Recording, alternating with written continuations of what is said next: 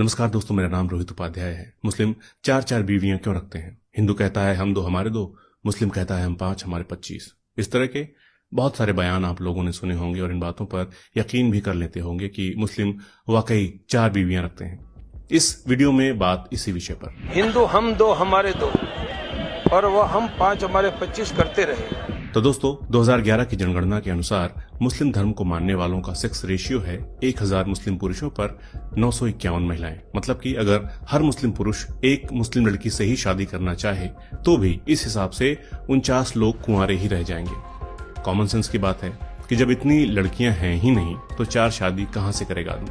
इसको लेकर रिसर्च भी हुई है कि किस धर्म के लोग सबसे ज्यादा बीवियां रखते हैं, और हैरानी की बात यह निकल कर आई थी कि मुस्लिमों से ज्यादा पत्नियां हिंदू रखते हैं। इससे पहले कि हम आगे बढ़ें, आपको बता देना चाहता हूं कि हो सकता है कि आईटी के व्हाट्सएप फॉरवर्ड्स पढ़कर आप अभी तक अपने मन में हम 5 हमारे 25 वाली धारणा बनाए हुए हों। इस धारणा के पीछे तर्क दिया जाता है कि कुरान में 4 बीवियां रखना जायज है। हो सकता है कि जायज हो, लेकिन कंपलसरी नहीं है, और जमीनी हकीकत तो बहुत ही अलग है। तो दोस्तों, धर्म और समुदाय के हिसाब से किसने कितनी शादियां की हैं, अंतिम बार इसकी गणना साल 1961 में की गई थी, जो हालांकि काफी पुराना डेटा है, लेकिन उसमें भी 1 से ज्यादा पत्नियां रखने वाले मुस्लिम समुदाय के सबसे कम लोग थे। सिर्फ 5.7% मुस्लिमों की ही 1 से ज्यादा बीवियां थी। वहीं 5.8% हिंदुओं की 1 से ज्यादा बीवियां थी। जैनों में 6.7% और बौद्धों में 7.9% लोगों ने 1 से ज्यादा शादियां की थी। सबसे ज्यादा प्रतिशत था आदिवासियों का। 15.25% आदिवासियों ने 1 से अधिक शादियां की थी। तो कहने का मतलब है कि हर धर्म में पॉलीगमी है, छिप छिप कर ही सही, लेकिन बहुत ज्यादा किसी धर्म में भी नहीं है। इसके बाद फिर 1974 में सरकार ने एक और सर्वे कराया, मगर रिजल्ट जस का तस। इस बार 5.6% मुस्लिमों की ही 1 से ज्यादा बीवियां थी। वहीं हिंदुओं में 5.8% लोगों की 1 से ज्यादा बीवियां थी। 1993 में भी रिसर्च हुई, लेकिन ऐसा ही डेटा निकल कर आया। मानवाधिकार कार्यकर्ता जॉन दयाल की रिसर्च में भी ये बात सामने आई कि हर धर्म के लोग 1 से ज्यादा पत्नी रखते रहे हैं, लेकिन इसका प्रतिशत बहुत कम रहा है और धीरे धीरे और कम होता जा रहा है। 2006 में हुए नेशनल फैमिली हेल्थ सर्वे के आंकड़े बताते हैं कि 1.7% हिंदुओं की ही 1 से ज्यादा पत्नियां थीं, 2.5% मुस्लिमों की और 2.1% क्रिश्चियंस की 1 से ज्यादा पत्नियां थीं। पहली पत्नी से बच्चा या बेटा नहीं होना जैसी वजहों से लोग दूसरी शादियां करते हैं।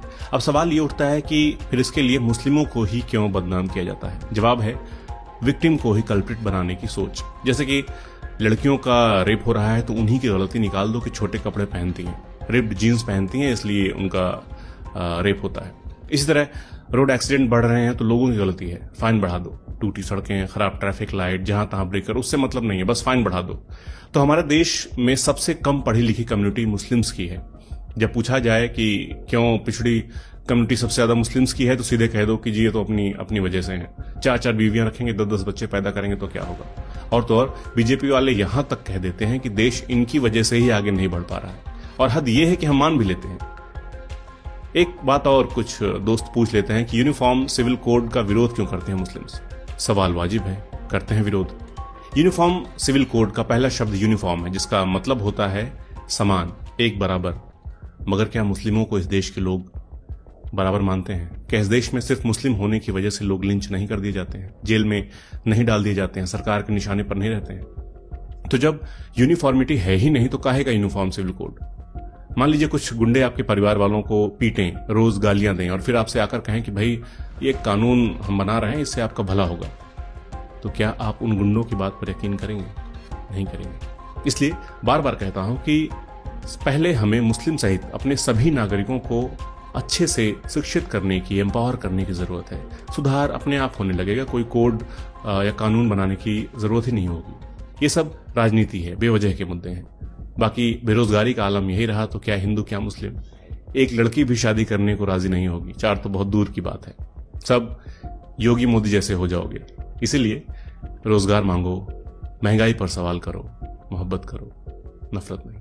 नमस्कार।